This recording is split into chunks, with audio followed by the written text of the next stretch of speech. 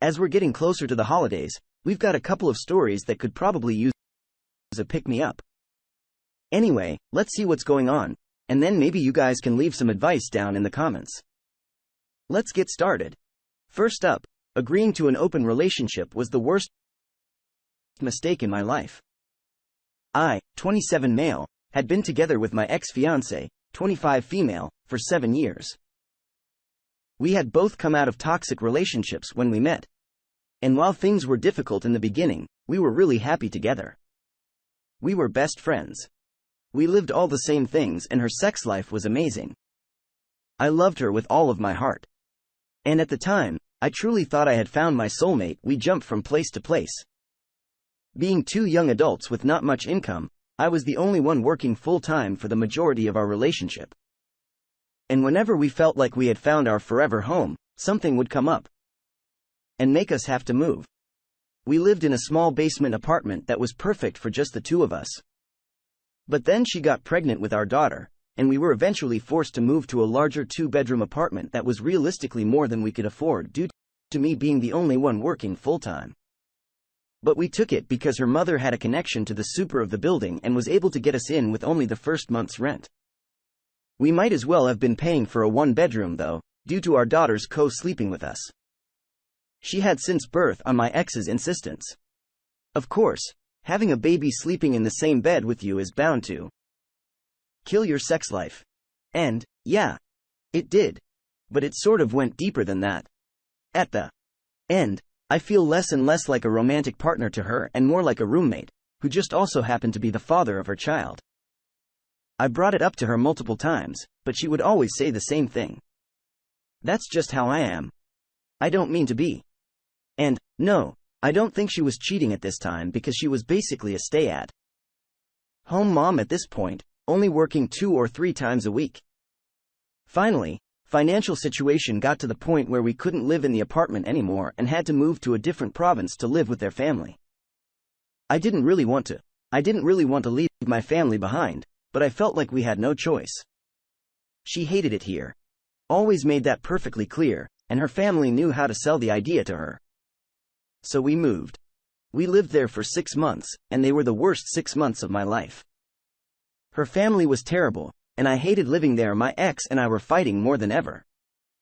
And finally, near the end, she asked if we could try an open relationship. I was an idiot and said yes.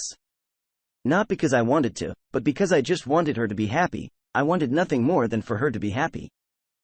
Looking back on it now, I see how stupid it was. She was looking for permission to cheat, and I gave it to her. She knew people through her family, people she could have a relationship with. I knew no one, basically. I was isolated. Finally, we come to March. I returned to my home province with my daughter for a vacation and then COVID hit. We got essentially trapped since our return flight got cancelled. It gave me time to see things with some clarity. The second day I was visiting, my birthday, she told me about how she had this massive cyber orgy on Discord, sent me screenshots. I blew it off like it was nothing. Then she told me she was starting to develop feelings for some kid. I say kid because he's literally 19. That she met on Minecraft, who lives in a completely different country. Again, I blew it off. Told her to do whatever makes her happy. I tried to ignore the pain and just try to enjoy what I thought at the time was a limited time I had to spend with my family. The breaking point finally came when she told me that she told this kid that me and her were separated. We weren't. We were still engaged and had planned on getting married in the summer before the whole COVID thing happened. When I confronted her about it, she lied, kept changing the story. I meant by distance. I thought we were on a break. Okay, Ross. That's a Friends reference in case you didn't understand. Check it out. Just any excuse she could make. I finally had enough, and I broke up with her. Currently trying to get custody of my daughter, who luckily is still with me. I wish that's where the story ended, though. I can't stand her. Feel like I wasted 7 years of my life with the only thing to show for it being my beautiful daughter, but I can't get away from her as long as I want my daughter in my life. I have to see how she flaunts over her new boyfriend. She ended up dating the 19-year-old kid right after we broke up, like, right after. gushing over him on Facebook. She's currently in his country right now visiting him, and somehow she managed to get a place in the province we were living in with her parents, despite the fact that the 6 months we lived there, we couldn't find anything. She has no job yet got this place. She's having the time of her life. Meanwhile, I'm here having been a single father for almost a year now, living with my mother and trying to rebuild my life while trying to do right by my daughter, who is the only thing who has kept me going this entire time. I'm over my ex now, but I resent her so much for so many different things. Agreeing to an open relationship was the catalyst that got me out of a bad relationship, but now it seems like every time I start to feel better about myself, about my life, she ups me with her crap. I just don't know what to do anymore. What do you all think happened? I'm thinking the family never wanted him to be with her anyway, and this was just a way to sever the ties. What do you think? Anyway, moving on to the next one. I'm no longer in love. I am so unhappy. Is this a phase? Does love ever come back? This is gonna be dark, I can tell already. It's been 3 years of unhappiness, and I've only known him for 4. Just reading the sentence makes me want to slap myself awake and want to stop typing. But here's my story, just in case. I feel insecure about my decision again. We met after I ended things with a narcissistic ex. That was my types in 16. I've mistaken narcissism for being manly for years. I thought I learned from my past mistakes in choosing him, a quiet, soft-spoken, semi-introvert like myself. He seemed to respect me. It was so honest even in his little boyish games compared to my cheating line exes. He was extremely proud to have me as a girlfriend, wanted to show me off to all his friends and family, so I played the part of being the perfect girlfriend. He was not comfortable making new friends, so I ended up joining his circle and abandoning mine. My friends and family were understanding, and were okay with just being with me via text. Little by little, I lost my identity. Around 3 months of dating, I began to realize he has an ego problem beneath his introverted facade and a drinking problem. First off, I love to drink. My late father taught me how to taste wine and how to pair something with everything. I am a happy drunk. I only drink when I feel happy. I stop when I know I should, and I don't black out. He, on the other hand, pees on my mattress, and on me after he blacks out. He would cuss at me if we got into fights while intoxicated, kick me out of our house. I moved in after 6 months of dating at 4 a.m. Because when he ended, this agreement is more important to him than understanding my viewpoint. I've slept in my car at gas stations on the street at 4 to 6 a.m. so many times I lost count. Because after a few times, it was embarrassing to check in nearby hotels at 5 a.m. He would go as childish as giving me the middle finger. If he was so drunk, he couldn't speak. Become morning, he would text and cry and beg and explain how wrong he was, and he will never do it again. I believed it time after time because I thought no one is perfect, and I was 34, and I should stop breaking up with men the moment I want to bail and start trying to build something for a change. To be fair, he was a perfect boyfriend on paper or on Instagram in his day and age. He would take me to 5-star restaurants to celebrate occasions, buy me extravagant gifts and post on social, and everyone cheers while deep down inside, I prefer doing something I miss doing, like simply seeing the ocean. His mother is a complete narcissist, which I dumbly didn't find alarming due to the amount of narcs I've dated before. She would stay with us whenever she felt like visiting. 3 out of my 3 birthdays, she was staying with us, not to mention Christmas. I had to abandon my single mother to spend Christmas with his family for the past 3 years, because, again, my family's understanding.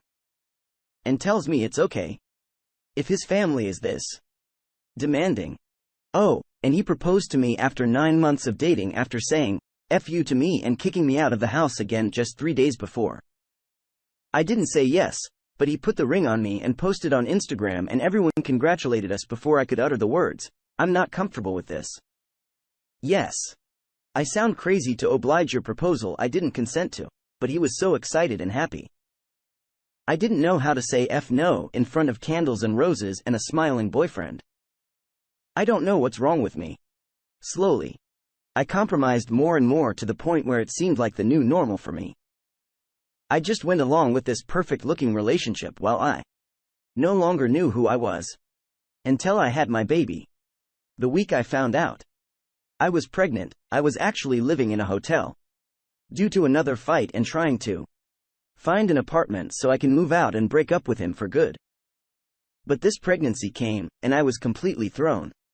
At 34, I didn't know how to rationalize an abortion when all my friends were trying desperately to get pregnant through IVF or suffering miscarriages and praying for a miracle child.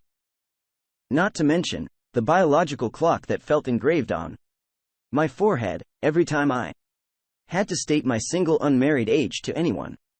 I was so lost, but I thought I had to at least have the courtesy to tell him I was pregnant, then proceed to whatever the next step was. He was ecstatic and vowed to become a different human being. He said he would quit drinking with me. I got lost in his enthusiasm, and my uterus carrying something so fragile and foreign, I thought, okay, I will have this baby regardless of what happens to this relationship. He immediately told everyone I was pregnant. His parents were ecstatic. He said we have to get married before the baby. Being engaged and pregnant already, I really didn't see the reason to fight this. So I went to the courthouse and signed. Did not want a wedding though because I just really didn't feel like I have any vows to say to him. Fast forward to now. My baby is the cutest thing, and regardless of how much he challenges my patience every day, I love him unconditionally. But my husband, after coming back from the hospital postpartum, I saw clear and clearer how he will never be a protector for me.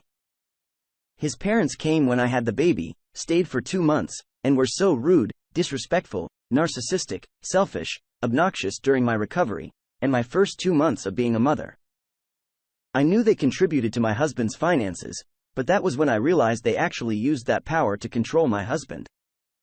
I will spare the detail by my mother-in-law. Straight up told me now that I'm married into her family as a daughter-in-law.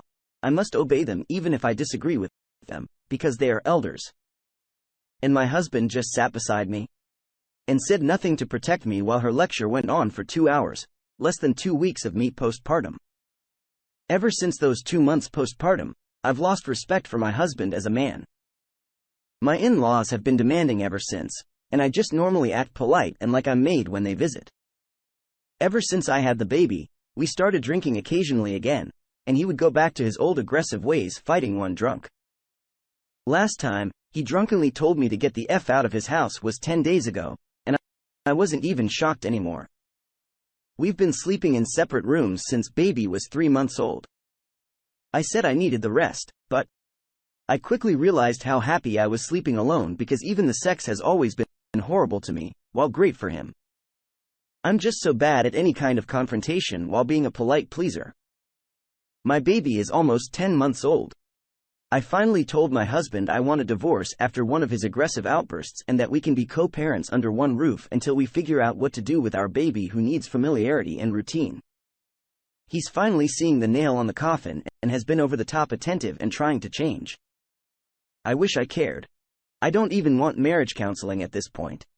I just want to be freed. I've worked all my life since 15, but now I'm currently a stay-at-home mom. I don't love the isolation, but I love how close I am with my baby. I love cooking my own baby food and seeing my baby every day.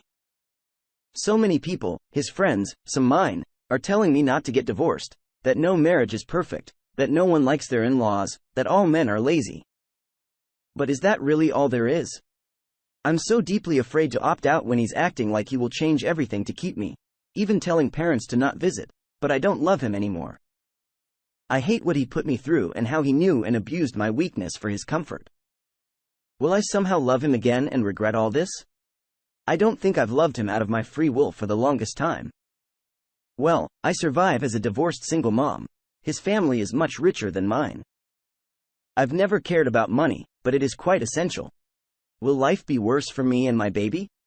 I don't want to act numb and compromise who I am anymore. I'm so afraid my child wouldn't know who I am really if I continue playing this role. I know I must sound so stupid asking these questions, but am I just thinking about this every night and cannot fall asleep without supplements and pills? Sometimes I wish I'm the one who's dealt the divorce card, so at least I'd have no choice in this matter. Update. I, 35 female, I've already decided to divorce my husband, 34 male, over how spineless he is, and how he failed to protect me during my postpartum period where my in-laws stayed with us for months. However, we are still living together so that we can co-parent since the baby is still less than a year old, and we are committed to stay cordial. My mother-in-law has been rude since day one of meeting her. She is narcissistic, rude, cannot stop talking about herself, and how great she is, and every conversation is to show off how much money she has. Her all-time Hall of Fame story in my book is how she spins the story of how she hit a motorist, causing him to be handicapped for life, and to a story how she saved a poor kid with no money paying for his medical bills and getting him treated with her amazing connection to top surgeons. I really tried to brush it off before, even when she was rude to my mom, telling myself that she meant well. That's just how she talks, and reminding myself that at least she doesn't live in the same city. But ever since the birth of my son, somehow my existence threatened hers as the only mother in her household. She's been extra abusive towards me. During my recovery from childbirth, she would forbid me from holding my son, grab my crying son away from my arms without asking, telling me how I don't know what I'm doing, and I should go back to bed and focus on pumping. She also made me pump instead of breastfeeding so she can feed the baby herself. She would pass my baby around to everyone. My husband, sister-in-law, brother-in-law, father-in-law, yes. That was how many in-laws who stayed in my house during my postpartum period, but she refused to let me hold my son. My husband had to sneak the baby into my room so that I could hold him.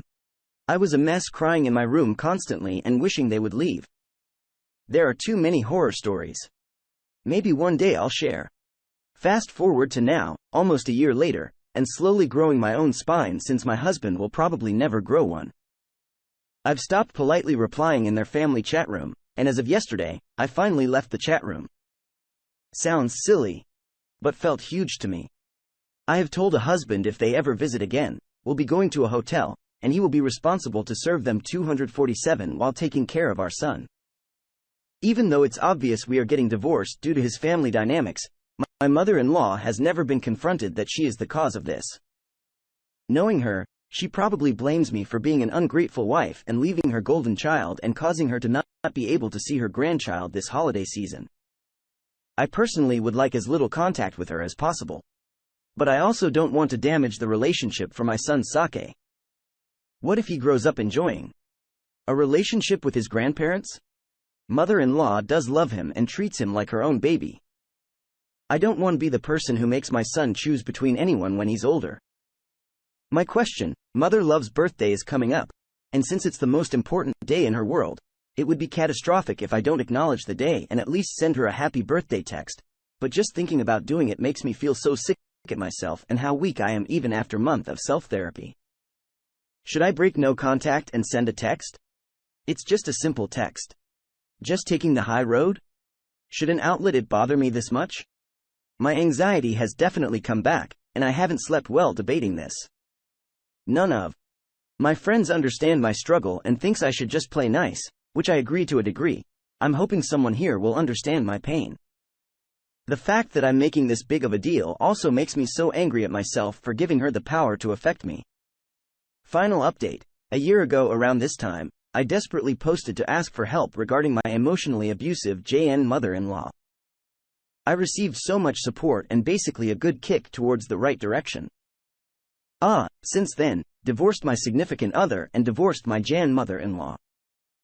I remember the last time I posted here, I was in such an emotional turmoil, and so blinded by the family rules that my significant other's whole family seems to abide by. I was afraid. I had a newborn. I was constantly doubting my own ability to fight for myself and my child against such an abusive force that everyone in the family is supposed to be afraid of. So here I am 1 year later, with my sweet toddler, freed from the abuse, and protected by terms that I've written in my custody agreement. I have lots of ridiculous stories to share, but maybe one day. But what I want to share first are the resources that I've gotten from my very expensive divorce lawyer, so you ladies don't have to pay for that.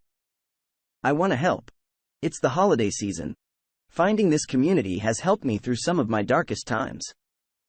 I want to pay it forward. If you are struggling like I was a year ago, not having the slightest idea of how to start the divorce process, I will forward you all of my emails and forms I received from my lawyer. I will send you a sample custody plan that I paid for. I will send you hugs. I will send you encouraging stories. Just to be clear, I had a very simple and uncontested divorce. I may not be able to help everyone, but if you and your significant other are on good terms, you just want to opt out of his JN family, or you want to do it yourself divorce, then let me know if you want any info just to prep yourself better.